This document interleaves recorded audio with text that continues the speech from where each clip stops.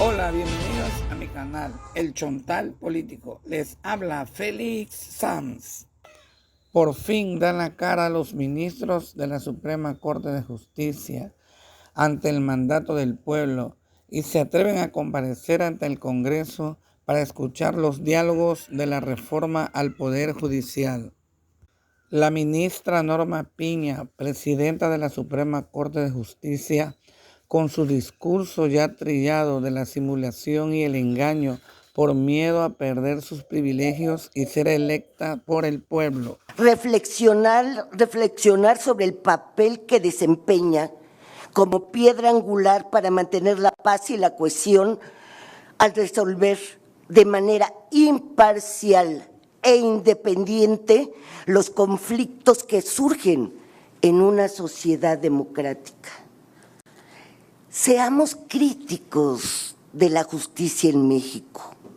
La realidad no nos permite otra actitud, pero apliquemos la crítica en la que se encuentre en el centro de esta las necesidades de las víctimas y de las y los usuarios del sistema de justicia en general.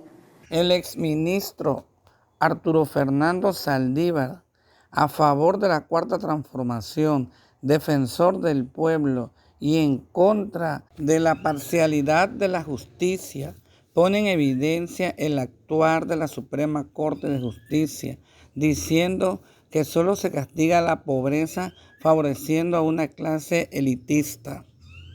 La Suprema Corte se convirtió en defensora de las élites, de la oligarquía, de los poderosos, de la comentocracia, de la derecha.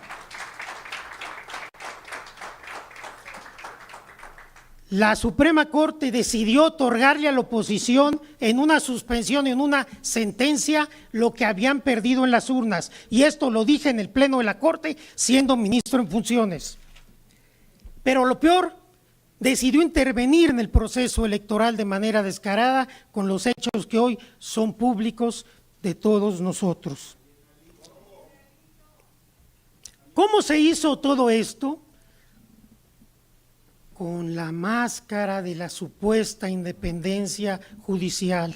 Somos independientes y podemos hacer lo que queramos y no tenemos que darle explicaciones a nadie. Pero olvidaron que el pueblo no es tonto. Y el pasado 2 de junio, el pueblo mandó un mensaje contundente de que se requiere una profunda reforma judicial y que requerimos una justicia diferente. Casi 36 millones de votos le dijeron a los ministros y a las ministras: no más injusticia, ya basta. Queremos un poder judicial sensible, cercano a la gente, con humanismo y fundamentalmente un poder judicial más democrático. Tenemos hoy un claro mandato popular que no podemos traicionar. Más de 35 millones de mexicanos y mexicanas, casi 36 millones de votos, votaron por el Plan C y porque las mexicanas y mexicanos elijamos a nuestros jueces y juezas en las urnas mediante el voto popular. El ministro Alcántara Carrancá, en contra de la reforma al Poder Judicial y por miedo a perder sus fueros, señala que dicha reforma no garantiza la justicia en México. Hay un reclamo innegable de justicia, un reclamo de justicia que no encuentra remedio en el modelo actual y la ciudadanía acudió a las urnas para no votar esta reforma en específico, pero sí para apoyar un modelo nacional que exija la justicia como un valor primordial. Por ello es latente la necesidad de las reformas a los poderes judiciales.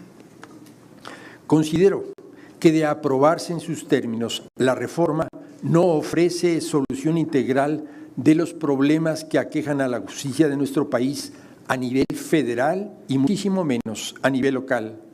En contrapartida, la iniciativa sí pone en riesgo el acceso a una justicia independiente e imparcial para millones de personas, para millones de mexicanos. La ministra Lenia Batres, en su propuesta complementaria, plantea limitar los órganos del Poder Judicial para que se respete claramente la Constitución. Limitar a los órganos del Poder Judicial para que respeten claramente la Constitución, empezando por la Suprema Corte. Limitar sus interpretaciones y resoluciones, absteniéndose de revivir normas que el Congreso de la Unión ha abrogado y derogado, y de emitir estándares, lineamientos o parámetros dirigidos a regular la función ejecutiva o legislativa. Limitar la invalidación de leyes para que proceda solo cuando se actualice algún contenido realmente inconstitucional. Con estos planteamientos de los ministros de la Suprema Corte de Justicia que comparecieron ante el Poder Legislativo, comprendemos que la oposición conservadora solo mantiene su discurso de simulación para mantener sus fueros. Pero el pueblo de México demanda una reforma profunda a nuestra Constitución. Gracias por sus preferencias, gracias por compartir, gracias por su poderosísimo like. Nos vemos, hasta pronto.